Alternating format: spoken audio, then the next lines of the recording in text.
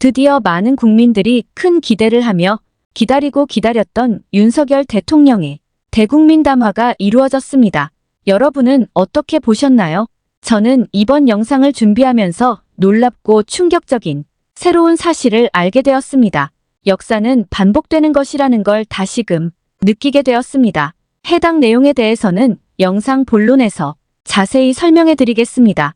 우리나라의 밝은 정치 미래를 위해 내용 한 줄 한 줄에 눈과 귀를 집중해 주시고 끝까지 재미있게 시청해 주시기 바랍니다.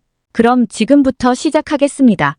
이번 대국민 담화가 끝이 나고 여러 시민사회 및 언론에서는 국민들의 반응에 대한 조사가 시작되었습니다. 어떤 결과가 나왔을까요? 여야 지지층을 막론하고 대체적으로 아래와 같은 반응들이 줄을 이루었습니다. 여당 지지자라고 밝힌 김모 씨는 명태균 의혹도 김건희 여사 논란에 대해서도 대통령이 엉뚱한 답만 늘어났다. 대통령 입을 통해 듣고 싶었던 한마디도 들을 수 없었다고 쓴소리를 했습니다. 이어 대통령 지지율이 바닥을 치는 이유를 아직도 모르는 건지 여전히 국민의 요구를 무시한 처사라며 지지자들에게 좌절감만 준 140분이라고 말하였습니다. 직장인 이모 씨는 김 여사에 대한 의혹 제기를 가짜뉴스나 악마화라고 표현하는 뻔뻔함에 놀랐다며 명품백 수수부터 국정 개입까지 해명해야 할 내용이 엄청난데도 잘못을 회피하고 남 탓하려는 모습을 보였다고 목소리를 높였습니다. 자영업을 하는 강모 씨는 알맹이 없는 사과였다고 강조하면서 의혹이 제기된 인물들과 정확히 어떤 관계인지 국민들이 궁금해한 부분에 대해선 속 시원히 대답하지 않았다고 지적했습니다. 여러분, 앞서 말씀드렸듯이 여기서 놀라운 사실이 있습니다. 예전 박근혜 대통령이 탄핵된 이유를 기억하시나요? 박 대통령은 탄핵되기 몇 달 전 대국민 담화를 하였습니다. 당시 정치적 독단과 최순실 게이트라는 희대의 사건이 터지면서 민심이 심각해진 이유였습니다. 다음은 박 대통령의 대국민 담화 이후 당시 상황을 자세히 정리해 보았습니다. 왜 이 부분을 언급해 드리는지 집중해서 보시면 바로 이해하실 겁니다. 박근혜 대통령은 솔직하지도 정직하지도 않았다. 자신의 잘못을 인정하지도 않았고 책임을 지겠다는 각오도 없었다. 오히려 더욱 간교해지고 노회해졌다. 얕은 꾀로 발등에 불을 끄고 격의 기회를 노리겠다는 속셈만이 번득였다. 박 대통령의 대국민 담화는 국민의 기대를 또다시 배반하며 온 나라를 더욱 큰 실망과 분노로 몰아넣었다. 박 대통령이 자신의 진퇴 문제를 뒤늦게 거론하고 나선 이유는 자명하다. 국회의 탄핵소추안 발의가 코앞으로 다가오면서 다급해진 것이다.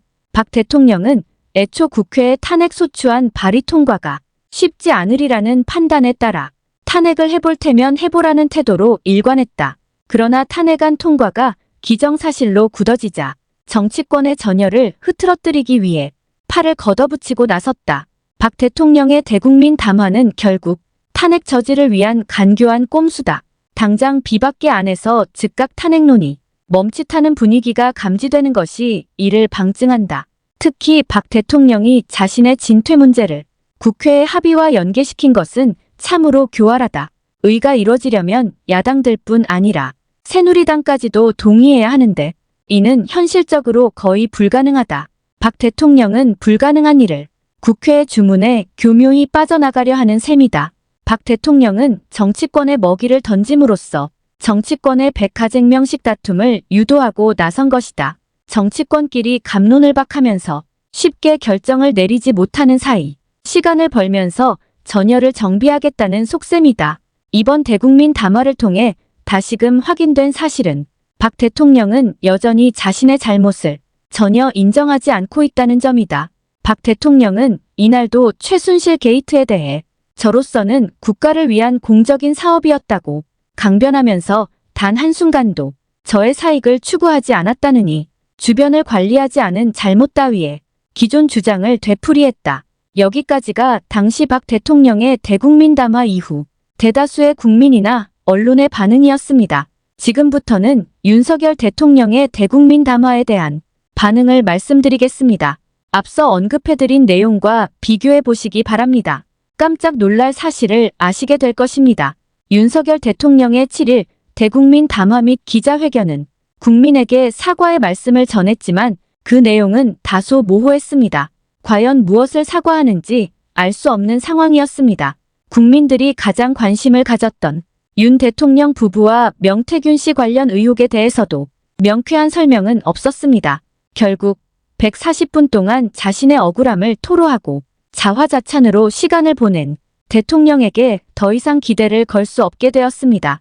대통령은 담화에서 민생을 위해 시작한 일들이 국민께 불편을 드렸다며 진심 어린 사과를 전했습니다.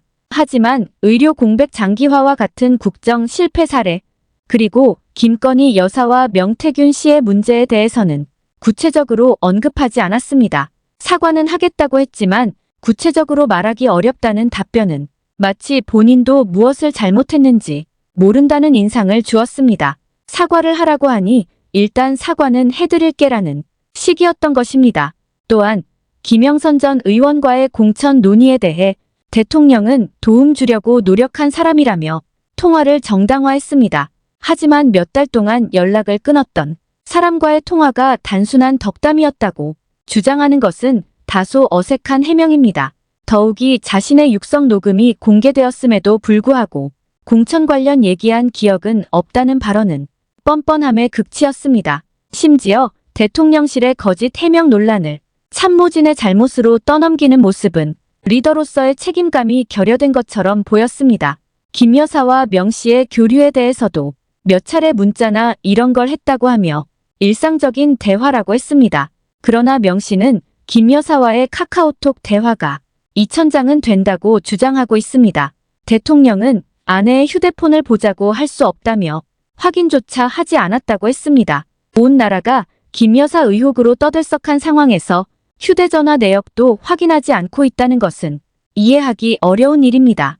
특히 윤 대통령은 대선 기간 동안 김 여사가 새벽까지 자신의 메시지에 답장을 보냈다는 사실을 스스로 공개했습니다.